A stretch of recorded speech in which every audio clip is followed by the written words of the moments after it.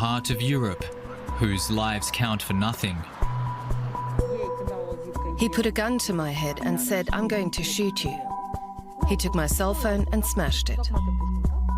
"I'll throw you away," he said, "and no one will remember you. You never existed." They wanted to escape poverty. Instead, they fell prey to sex traffickers.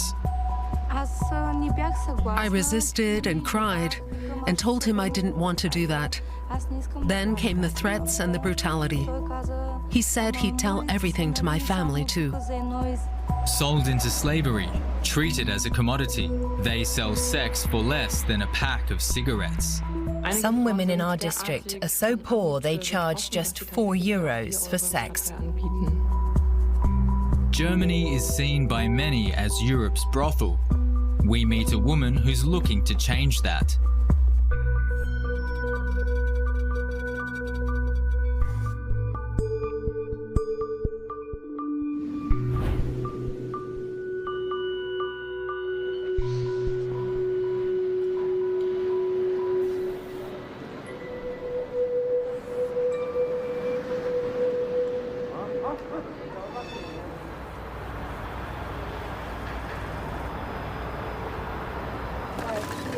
Julia Vega is a lifeline to them.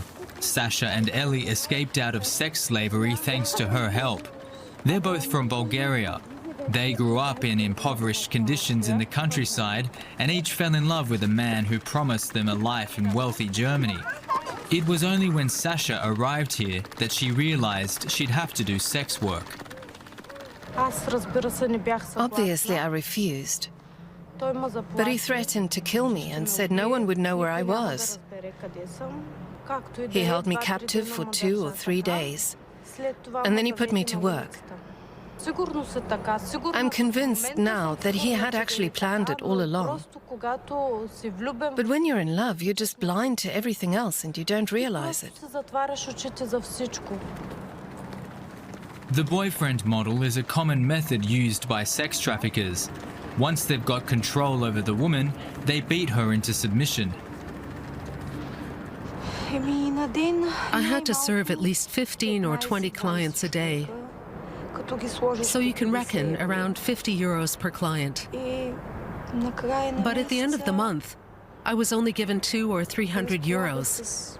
He took everything else. Everything. 20 clients a day, 20 men that she was forced to have sex with every day. An unimaginable trauma. As soon as the man comes into the room, you switch your brain off. In the sense that you're not there when it happens, in those 15 to 20 minutes. Just like that. You're not there in that place. It's like a protection for your mind. Sasha has a 1-year-old child, and Ellie supports her younger siblings back in Bulgaria. Both now have cleaning jobs. Money is tight, but at least they're no longer in sex work. They say without Julia, they would never have escaped. Amalie is an advice and support center for women in sex work in the city of Mannheim. It runs on public funds and private donations. Julia Vega set it up herself 7 years ago. At the time, she faced stiff opposition because sex workers in Germany don't have lobby groups to represent their interests. At first, there were very few people who saw any point in Amalie. Many couldn't understand why sex workers would need help. I think people are more willing to part with their money when it's for children or animals in distress.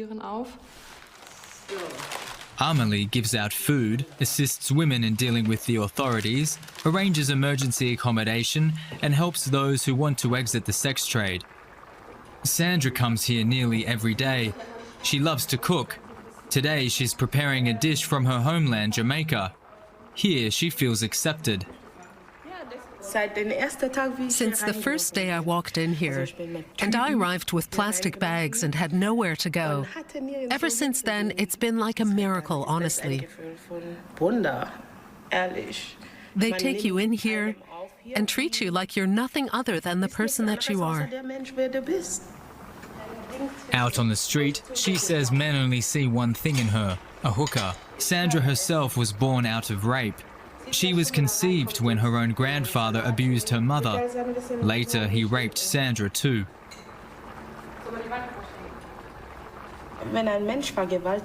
When a person is raped, their soul is raped too. I struggled with myself for a long time, whether I was good enough to be loved or whether I was only here for this one thing. Because I get to know people, but then they use me. And so it always feels like prostitution again.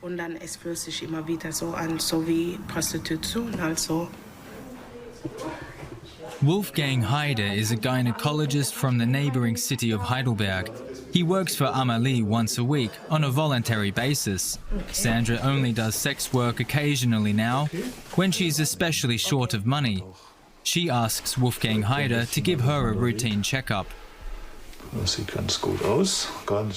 Everything's fine. That's quite unusual.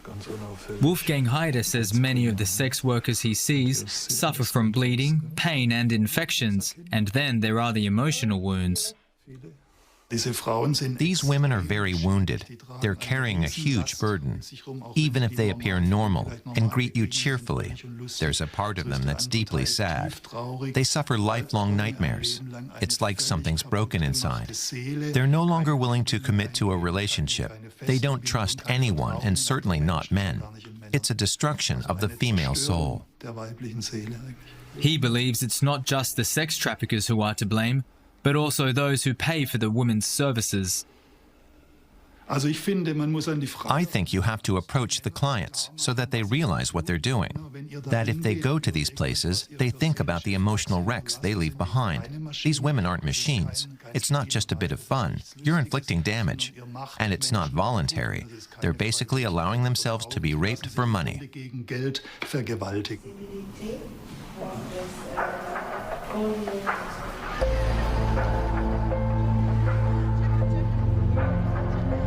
The Mannheim district of Neckarstadt West is home to 23,000 people from 160 nations. Many of them would prefer to leave. There are hardly any jobs, many apartments are run down and overpriced. Sex work is actually banned in this district, but it still goes on. Julia Vega spends a lot of time out in the neighborhood, seeking to win the women's trust, but it's not easy. They have certain preconceptions from their home countries, like that you have to bribe the police, that the police won't help you. They're also not familiar with social work, so it's very difficult.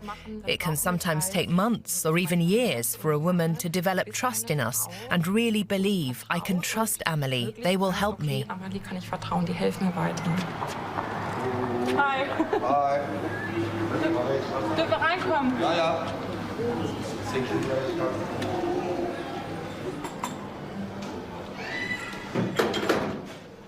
Sedat Chakir runs a cafe in the neighborhood. He trusts Julia and the work she does. He's known this area for 40 years. But when his daughter was born, he moved his home elsewhere. He says a year ago someone was murdered right outside his cafe, and the sex work has continued despite the ban for this district. I think it's all just a bit more private now. In the past, it was official. Now they do it illegally. That's the only difference. Business as usual. It's all still possible, whether out on the street, or in hotels or private apartments. No problem.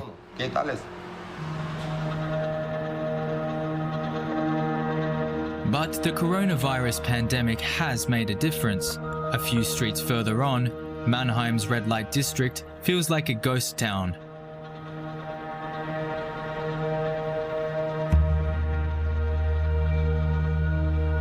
All the brothels have been forced to close. Some owners are taking the opportunity to renovate. There are also fewer clients available for the women held in slavery, so many pimps have trafficked them back to their home countries, such as Romania. Here, prices are lower than in Germany, but the sex trade has been less impacted by the pandemic. Sex work is illegal here, but many police officers just look the other way or even earn from the trade themselves. Romania is one of the most corrupt countries in Europe.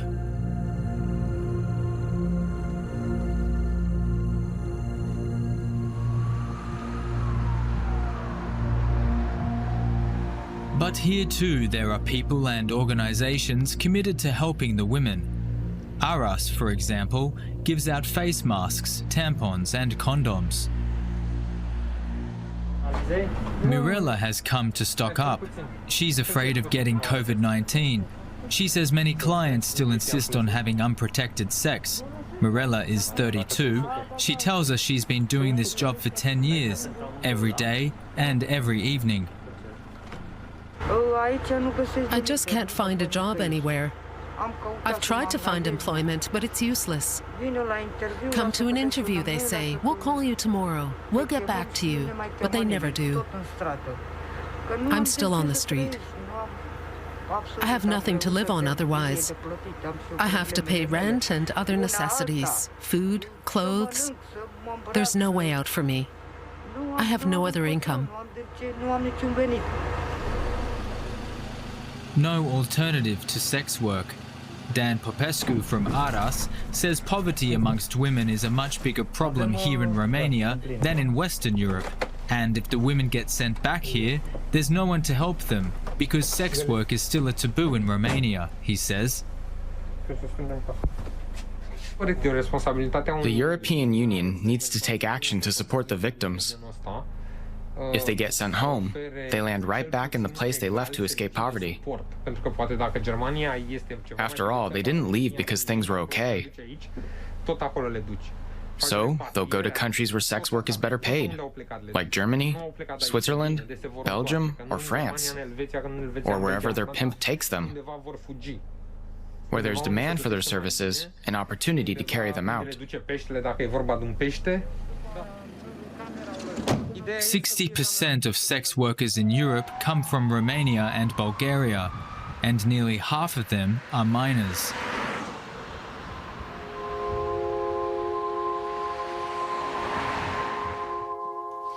Liliana was still a child when she fell into the hands of a sex trafficker. Her mother started a new relationship and gave her to a man who offered her and other girls to people traffickers. The pimp lined us up in the middle of the street. There were 13 or 14 of us, I don't remember exactly. We stood there like chickens. And he asked the guy, "Which one do you want?" And the other guy pointed to me. I was a minor. They thought I was about 17, but I wasn't even 14. He had a passport made for me with my signature, although it would have needed my parents' signature. I was taken to Italy.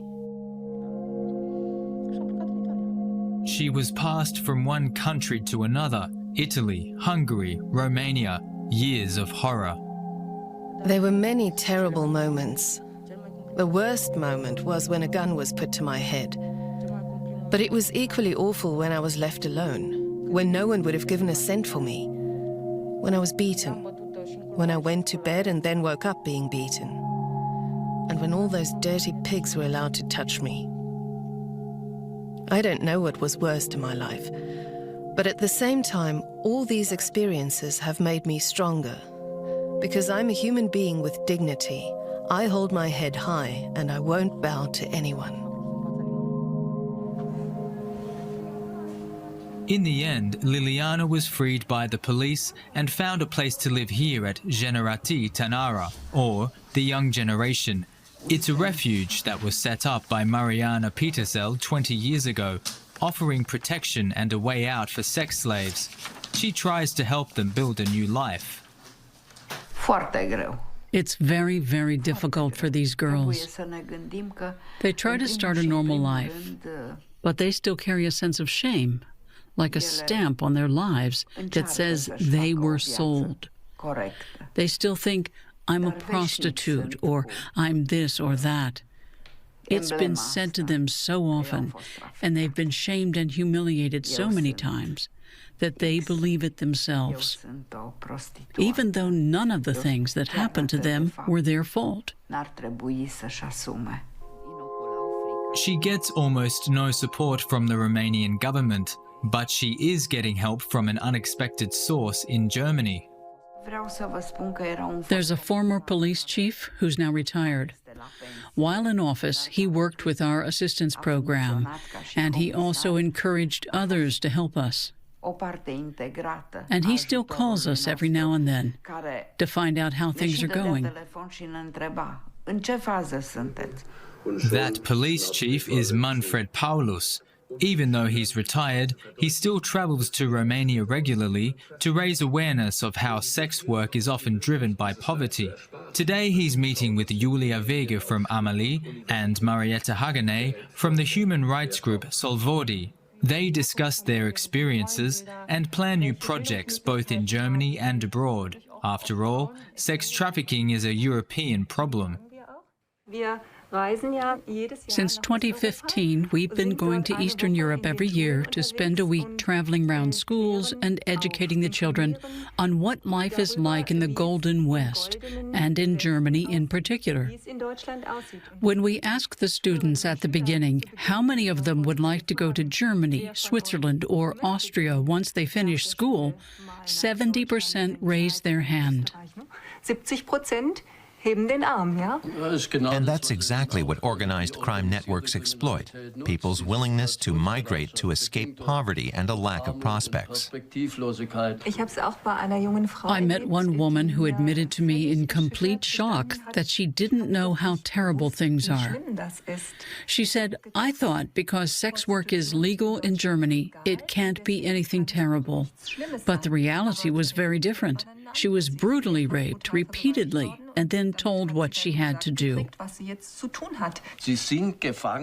They're caught in this red light subculture, much of which is criminal, and other laws apply. It's very much like the mafia. If you betray them, it's considered the worst of all crimes. So to tell others that you're not doing sex work willingly, but were forced into it, is one of the worst forms of betrayal.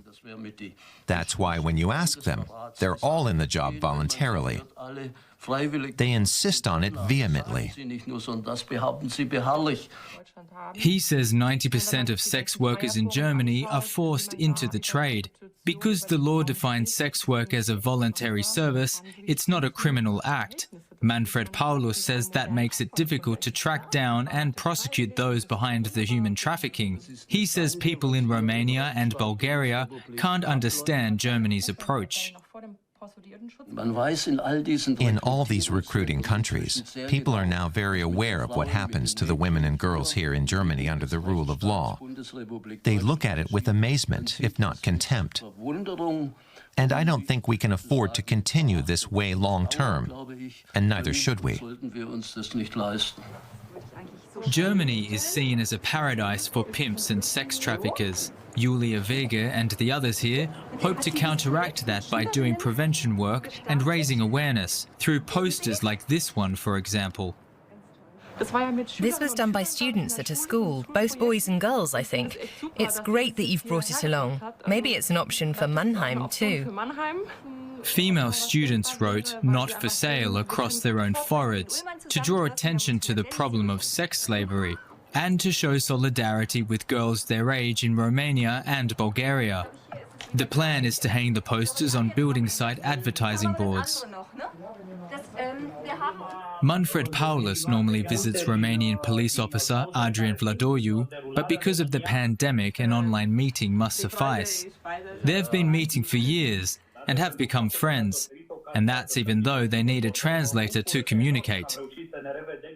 Have a lot of women come back to Romania from Germany? The brothels here have all had to close.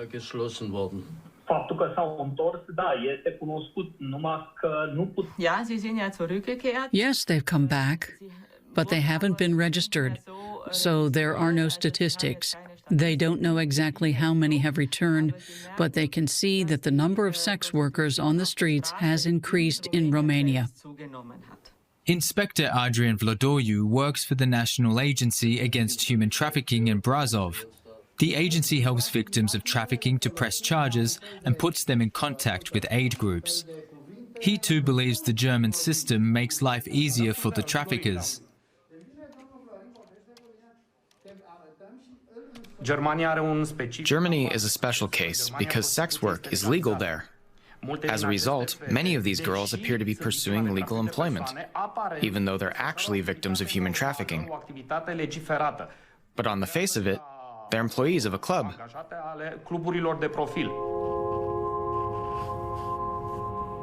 Sex work is a lucrative business for organized crime.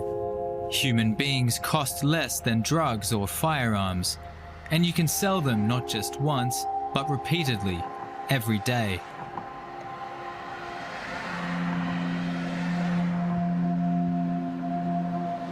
Mariana Petersell is constantly out and about. Today she's looking for a girl that was trafficked to Germany, but is now said to be back in Romania. We leave the city of Timișoara and head out into the countryside.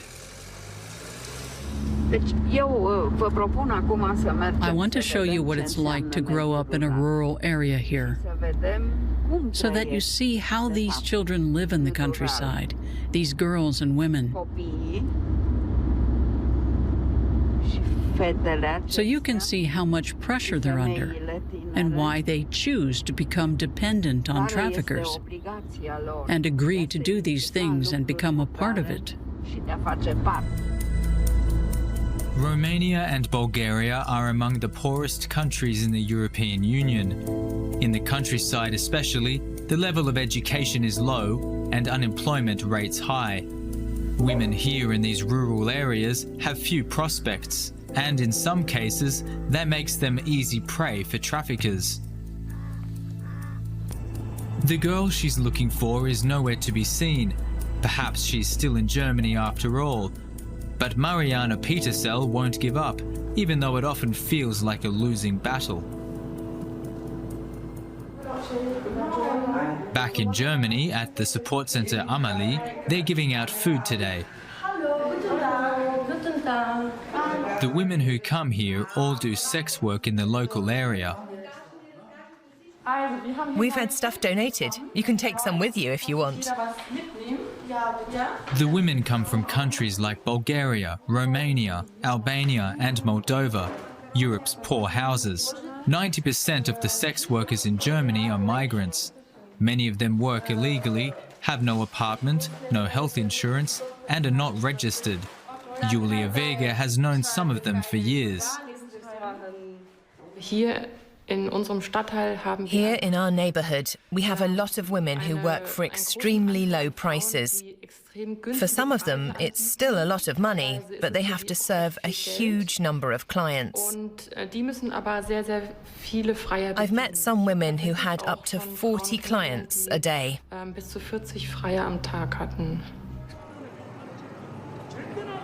Cafes and bars normally serve as a place to make contact with clients, but even they are closed right now. Still, business can continue online. Sandra knows all the relevant platforms like Ladies, Sugar Daddy or Buy Me. Meetings are even arranged on Facebook or WhatsApp.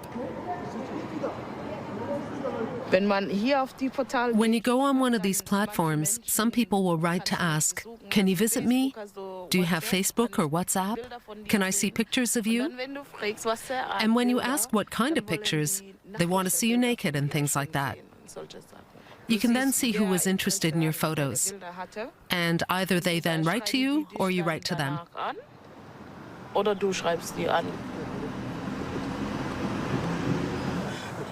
And so the sex work, and in many cases the exploitation, continues. There's not much the police can do, so they're changing tack, trying to get into conversation with the sex workers and win their trust, partly with the help of Amalie. The city's police chief comes to the center in person. Andreas Stenger spent years investigating cases of sexual exploitation and understands the issues. Together they hope to persuade more women to exit the trade. The pandemic is an opportunity. I'm amazed that so many women are daring to quit now. We're currently helping 13 women who've realised they can't bear it anymore and want something new. When we have women wanting to stop, who are also willing to talk about their experience, it's important to me that they know they can trust us. We need their testimony to get to the traffickers who are earning a fortune out of their misery. And Germany's Prostitution Act hasn't helped us. Under German law, sex workers are considered service providers, just like nurses. Stenger says the change in law was well meant, but he too says that legalizing the trade has made it more difficult to catch the criminals. The two of them also agree that more focus needs to be placed on the role of the clients. Obviously, they're partly to blame for the women's plight too. And we know that because the prices have plummeted, because of all the women coming from abroad whose services cost so little, anyone can afford it. I'm always amazed how many young men also use these services. We need to move more towards the Scandinavian approach, where clients are prosecuted if they're known to have visited sex workers that were coerced into the job. They're called to account and face criminal charges. In Sweden, paying for sex has been illegal for more than 20 years and has become increasingly unacceptable socially. The law there targets the clients, but not the sex workers. In Germany, on the other hand, sex work is legal and subject to social and health insurance contributions, just like any other job. That gives the impression of fair pay and protection for the workers. But in reality, 90% of the estimated 400,000 sex workers in Germany are not registered. Julia Weger has taken a stand against the sexual exploitation of women. Through Amelie, she's built up a network that can free women from sexual slavery and offer them a new life, with a place to live and a job where they're not exploited. I'm happy to get involved in areas where others prefer to look the other way. And when I see the women who've left the trade or those who come here with their children, there are so many wonderful moments that prove to me it's worthwhile working in this part of Mannheim and thinking every day of new ideas that I can put into practice, of how I can win over more supporters or make the best use of volunteers. We've been able to do a lot over the last few years. Sasha and Ellie are just two of the beneficiaries. Thanks to Amelie, they've escaped a life of slavery. They'll never forget the trauma they experienced, but at least they have their dignity back. People at Amelie have shown me that women have rights too. That you can fight back and that you can seek help from others. They made me strong by showing me that they stand with me and have my back.